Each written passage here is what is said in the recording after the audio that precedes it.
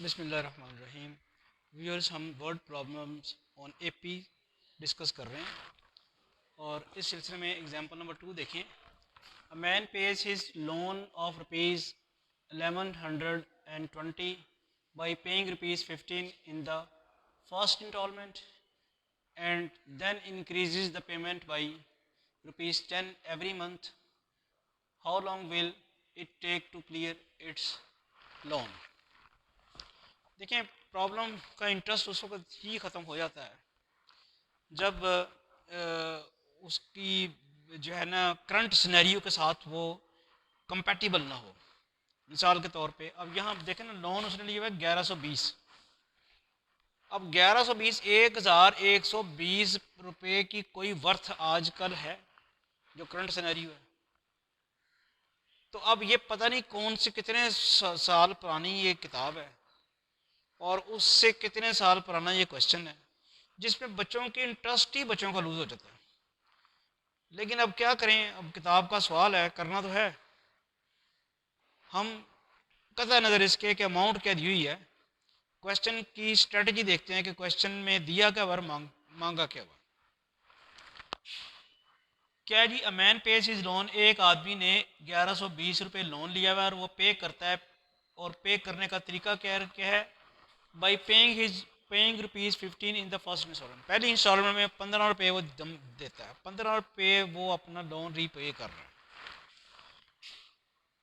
उसके बाद and then increases the payment by rupees 10 every month. और फिर वो हर महीने 10 रुपये इंक्रीज कर देता है। यानी क्या होता है, पहली इंस्टॉलमेंट में उसने 15 रुपये दिए, फिर उसने एक महीने के बाद देने हैं 25 रुपये, फिर एक और महीने के बाद देने हैं 35 रुपये। इस तरह करके वो पैसे वापस कर रहा है। How long will it take to clear his loan? वो 1120 रुपये कितने महीनों में या कितने टाइम में वापस कर देगा? अब इस क्वेश्चन को आप अरिथमेटिक सीरीज़ के मेथड से सॉल्व करने के लिए आपको डाटा जो चाहिए वो देखते हैं कि क्या इन्फॉर्मेशन इसने दी हुई है, क्या हमें चाहिए। जो फर्स्ट इंस्टॉलमेंट है उसे हम क्या कहते हैं, A1 फर्स्ट टर्म। और कितना हर मंथ वो इंक्रीज करता है, तो कॉमन डिफरेंस 10 आ गया। जितना वो इंक्रीज करता है जी, जितना वो इंक्रीज करता है वो कॉमन डिफरेंस होगा। इसके बाद आपने जो मालूम कर, और एक ये जो ये 1120 जो है ये बेसिकली SNS सम है, ठीक है। टोटल अमाउंट होगी ना, ये जो उसने टोटल अमाउंट वापस करनी थी वो ये है। और कितने महीनों में वो करेगा ये हमने फाइंड करना, ठीक। फार्मूला क्या है, SN is equal to N/2 2A1 plus N-1 into d. इसमें SN की वैल्यू लगाएं 1120, N आपको पता नहीं है, A1 15 है, प्लस N-1 इंटू डी कितना है 10, ठीक है।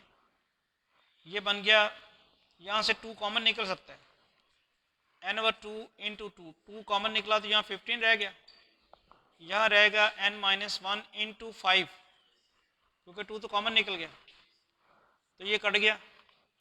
क्या रह गया आपके पास, N इंटू 15 प्लस 15N, नहीं 15N नहीं 5N माइनस 5, 15 5N माइनस 5। तो क्या रह गया आपके पास, N इंटू 5N, 5 कॉमन भी चलो निकाल लेते हैं, 5N प्लस 10, ठीक है। अच्छा, अब इसको आप इस फॉर्म में भी लिख सकते हैं, N into 5N plus 10 minus 1120 is equal to 0। क्या बना, 5N स्क्वायर प्लस 10N। अब आप 5 कॉमन निकाल लें, N स्क्वायर नहीं, इसमें से नहीं निकलेगा ना, 5 2 ज़ा 10, 5 2 ज़ा 10, 5 4 ज़ा 20, ठीक है। इसके बाद 0 को 5 पे डिवाइड कराएंगे, एन स्क्वायर कॉम 2n, n square plus 2n minus 224 is equal to 0। ये क्वाड्रेटिक क्वेश्चन बन गई। क्वाड्रेटिक फार्मूला लगा दें या इसके फैक्टर्स बना लें? फैक्टर बनाने की कोशिश करें, फिर ज़रा देखें क्या आते हैं। 2 to 4, ये पहले चेक कर लें 2 to 4 ही है ना, तो 2 पे तो खैर जाएगा ही। फिर 28, फिर 7। ठीक है। अब देखें क्या क्या बनते हैं। दरमियान में क्या चाहिए?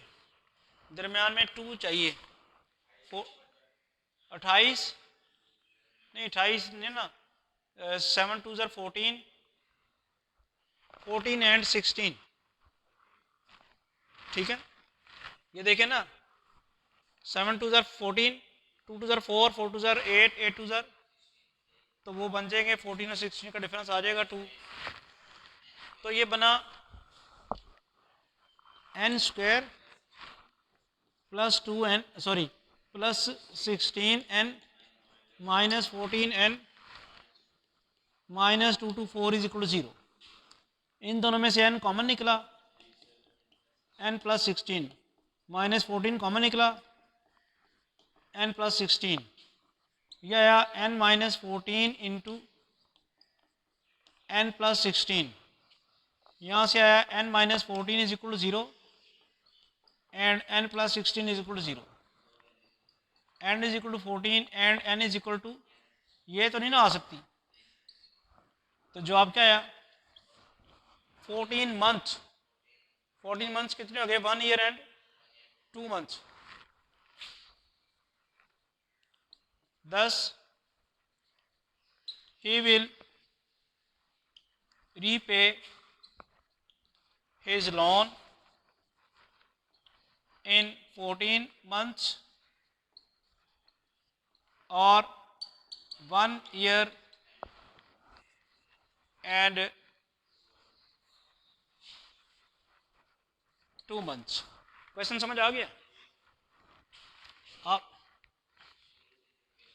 शुरू से ही क्वेश्चन डाटा वहाँ उस क्वेश्चन की स्टेटमेंट में है ना, क्या क्या चीज़ें हैं।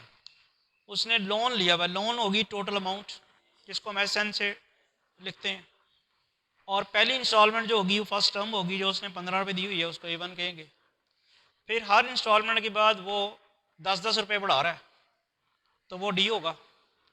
और फिर हमने मालूम करना है कि कितने टाइम पे वो ये वापस कर देगा, उसके लिए हमने N मालूम करना है। फार्मूला लगाया SN वाला, बाकी कैलकुलेशन आपके सामने है। नेक्स्ट एग्जांपल देखें क्या है। नेक्स्ट एग्जांपल नंबर 3 है, और ये बड़ा इंटरेस्टिंग क्वेश्चन है। A manufacturer of radio sets produced 625 units in the 4th year and 700 units in the 7th year. Assuming that production uniformly increases by a fixed number every year, find। ये जो by a fixed number कह रहा है ना, इससे पता चल रहा है कि ये प्रॉब्लम अरिथमेटिक प्रोग्रेशन का है, या अरिथमेटिक प्रोग्रेशन या अरिथमेटिक सीरीज का प्रॉब्लम है। The production in the every year, find the production in the first year, the total production in 8 years, the third क्या है, production in the 11th year। क्या क्या दिया हुआ है? नंबर ऑफ यूनिट्स दिए हुए हैं, number of units. A manufacturer of radio sets produced 625 units in the 4th year, यानी A4 यहाँ पे क्या है 625 and 700 units in the A7 is 700। यही इंफॉर्मेशन है, बाकी तो हमने मालूम करना। यूनिफॉर्म डी तो निकला नहीं ना अभी तक। मुझे बताएं A4 किसके बराबर होगा? फार्मूला लिख दूं दोबारा, आपको याद करवा दूं। AN क्या था? A1 plus n minus one into D, A4 क्या हो जाएगा A1 plus 4 minus one into D, यानी A4 A1 प्लस 3D। मैं कई दफ़ा पहले भी बता चुका हूँ। A7 क्या हो जाएगा A1 प्लस 6D। कैसे, n की जगह 7 पुट करेंगे, यहाँ भी n की जगह 7, 7 माइनस वन क्या हो जाएगा 6। मैंने पहले भी बताया हुआ आपको, पहले भी बताया हुआ है कि जो सब्सक्रिप्ट होता है उससे एक कम करके यहाँ लिखते हैं डी के साथ, जो सब्सक्रिप्ट होता है उससे एक कम करके यहाँ डी के साथ लिखते हैं। तो यहाँ से दो इक्वेशन मेरे पास बनेगी। A4 किसके बराबर आएगा A1 plus 3D is equal to 625, equation number 1। ये किसके बराबर है A1 plus 6D, equation number 7। A1 plus 6D is equal to 700, ये इक्वेशन नंबर 2। इनको सॉल्व करते हैं हम, यानी आप ये लिखें 2 माइनस 1 कर लें, इक्वेशन नंबर 2 में से 1 को सब्ट्रैक्ट करें। 2 आपके पास है A1 plus 6D is equal to 700, और 1 आपके पास है A1 plus 3D is equal to 625। Subtraction करनी है, ये कट गया 3D, 10 में से 5 गए, बाकी 5 रह गया। क्या, हाँ 10 में से 5 गए, 5 रह गया, 9 में से 2 बाकी 75। डी की वैल्यू क्या आ गई 75/3, डी आ गया 25। ये वाली डी की वैल्यू अगर आप इक्वेशन नंबर 1 में पुट करें तो क्या आता है, putting this value of d in 1, A1 plus 3 into 25 is equal to 625, A1 plus 75 is equal to 625, A1 is equal to 625 minus 75 जी, 5 आ गया 550। तो इसके साथ ही पहले क्वेश्चन फर्स्ट पार्ट का आंसर भी आ गया। फर्स्ट पार्ट क्या था, प्रोडक्शन हमने मालूम करनी थी फर्स्ट ईयर में, the production in the first year. ये अगर आपने प्रोडक्शन लिया इन द 4th ईयर, ये 7th ईयर, तो फर्स्ट ईयर में प्रोडक्शन क्या हो जाएगी A1, यानी first part thus the production in the first year is कितनी है 550 units, 550 units. Next second part क्या है, the total production in 8 years. A8 नहीं मालूम करना, यही गलती हुई है आपसे। टोटल प्रोडक्शन 8th ईयर की प्रोडक्शन नहीं मांगी, अगर 8th ईयर की मांगता तो A8 करते, उसने मांग लिया total production. Total production mean कि आपने S8 फाइंड करना है, और S8 किसके बराबर होगा 8/2, 2A1 plus 8 minus 1 into D. कौन सा फार्मूला लगाया, Sn is equal to n/2 2A1 plus n minus 1 into d, ये फॉर्मूला लगाया। ये बन गया 4, A1 कितना था वो भी हमने मालूम किया 550 प्लस 7, और डी कितना है डी 25। अब ये वर्किंग मुझे करके दिखाएं, आप खुद कैलकुलेशन कर दें ज़रा, टोटल वर्किंग कर रहे हैं, कैलकुलेटर से वर्क करें ज़रा। इसकी सिंप्लीफिकेशन के बाद हमारे पास आंसर आया 5100।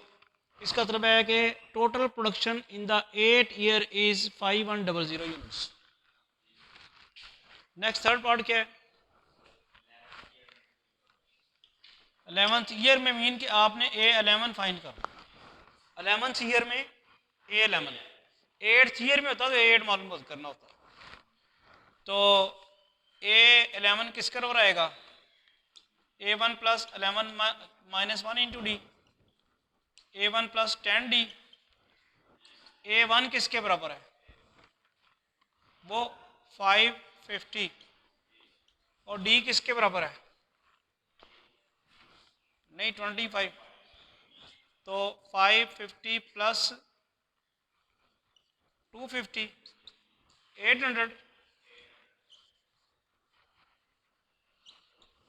800 यूनिट्स।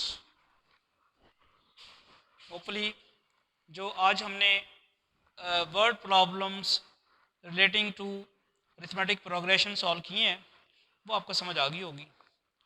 नेक्स्ट इंशाल्लाह नेक्स्ट लेक्चर में सॉल्व करेंगे। Thank you.